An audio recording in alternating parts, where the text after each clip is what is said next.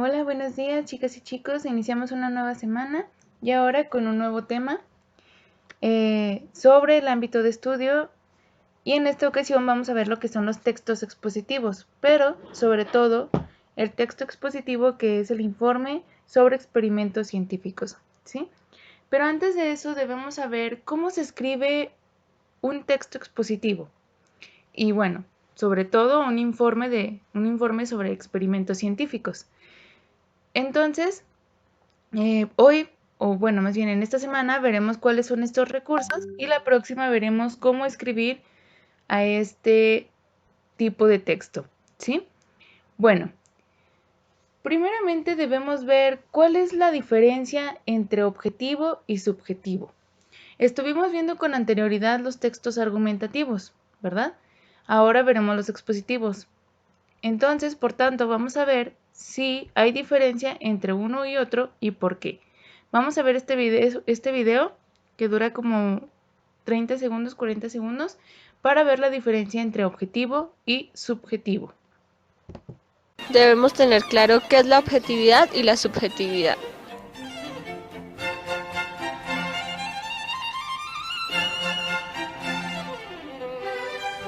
Pero en términos más epistemológicos, la objetividad se refiere a plasmar la realidad tal como ocurre, sin valoraciones, creencias, mitos u opiniones del ser humano. Por otra parte, la subjetividad es todo aquello en lo cual entra en acción nuestras creencias, valoraciones y opiniones. Aquí es cuando intervienen nuestros gustos, preferencias y posibles recelos hacia algunos temas. Entonces, pues, entendemos que lo subjetivo es aquello en lo que entra nuestra valoración personal, ¿verdad? Nuestras opiniones, nuestras creencias. Pero lo objetivo es donde no entra nuestra valoración personal, es decir, se muestran las cosas tal cual como son, ¿sí? Como la realidad es. Entonces podemos entender pues que un texto argumentativo es subjetivo, porque es cuando nosotros estamos poniendo nuestra opinión, si bien la argumentamos, de todas maneras se trata de nuestra opinión, ¿de acuerdo? Pero un texto expositivo no. Un texto expositivo debe ser objetivo, ¿de acuerdo? No podemos decir que hemos descubierto otro planeta solamente porque así lo consideramos y no tenemos pruebas para demostrarlo, ¿sí? Por tanto, debe haber objetividad, demostrar las cosas tal cual son, ¿sí? Bueno, pero entonces, ¿cómo escribir un texto objetivo, un texto expositivo que nos muestre las cosas tal cuales son? Bueno, para ello existen diferentes tipos de oraciones, ¿sí?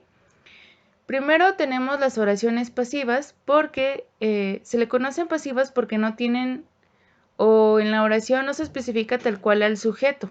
Es decir, no se dice, no explica, por ejemplo, yo me comí una manzana, ¿sí? Sino más bien es, se comieron a la manzana. Por ejemplo, aquí tenemos, la vaca fue ordeñada. No dice por quién fue ordeñada.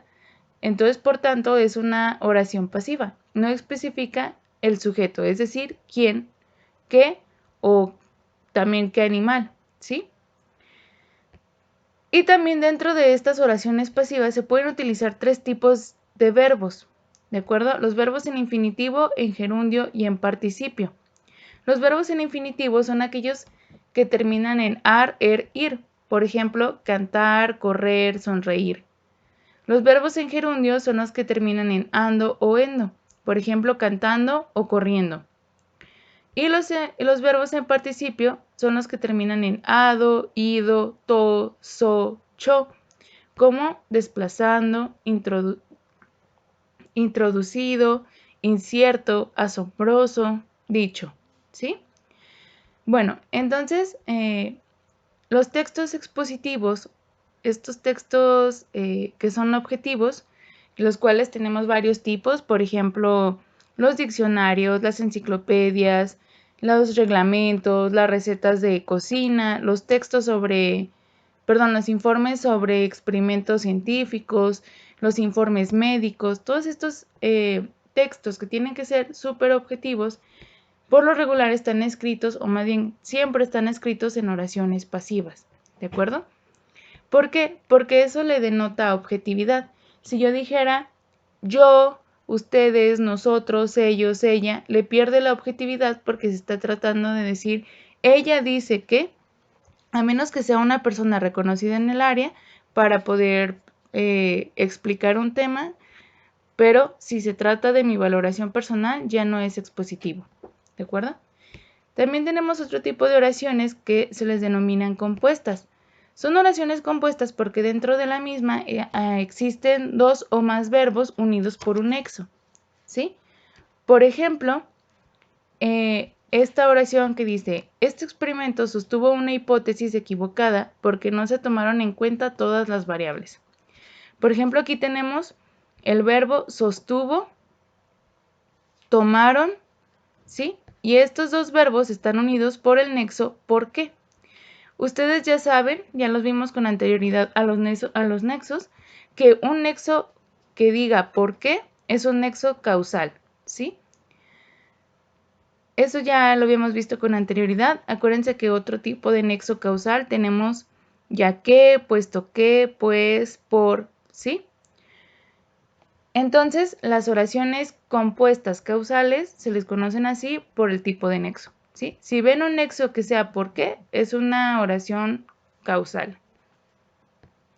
Después tenemos las oraciones condicionales. En este ejemplo vemos que dice, podemos hacer el experimento siempre que todo el equipo colabore.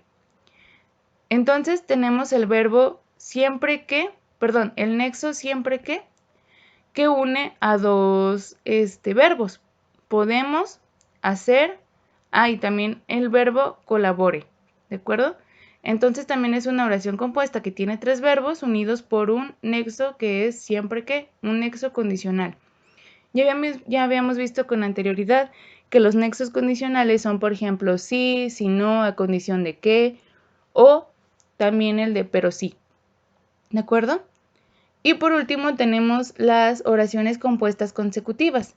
En este ejemplo dice, las variables estaban incompletas, por eso la hipótesis no se comprobó. Aquí tenemos el nexo por eso, que es consecutiva, nos indica una consecución, ¿sí? O sea, es decir, las variables estaban incompletas, por eso la hipótesis no se comprobó. O sea, es una consecuencia A. Y tenemos el verbo estaban y comprobó, ¿de acuerdo? Entonces vemos que es una oración compuesta porque tiene dos verbos y el nexo por eso. También existen otros tipos de versos consecutivos como de tal modo, por tanto, por consiguiente, en consecuencia, luego, así que, ¿de acuerdo? Entonces, ¿cómo podemos identificar una oración causal, condicional o consecutiva? Por su nexo, ¿de acuerdo? ¿Cómo podemos saber si es compuesta? Si tiene dos o más verbos. Por ejemplo, aquí tenemos este ejercicio, ¿de acuerdo? El agua fue bebida por el perro. Aquí sabemos que no hay un sujeto, no dice, bueno, está el sujeto del perro, pero se encuentra en voz pasiva porque fue bebida, ¿de acuerdo? Estos dos verbos. Por tanto, va a ser una oración pasiva. Después tenemos la siguiente oración. Dice, deja de sonreír, me pones nervioso. Veamos que el verbo termina en ir, por tanto sería un verbo en infinitivo, ¿sí? Entonces es una oración pasiva que tiene un verbo en infinitivo. La siguiente oración dice, se ha introducido correctamente el código. Dice introducido, ido. Entonces es un verbo en participio. ¿Sí? Es una oración pasiva con verbo en participio. Y luego dice, el delincuente estuvo corriendo mientras se escapaba. Corriendo termina en endo, por tanto sería una oración con verbo en gerundio. ¿Sí? Estamos sabiendo qué tipo de oración es de acuerdo al verbo, ¿de acuerdo? Estos verbos que están en negritas es como nosotros sabemos qué tipo de oración es.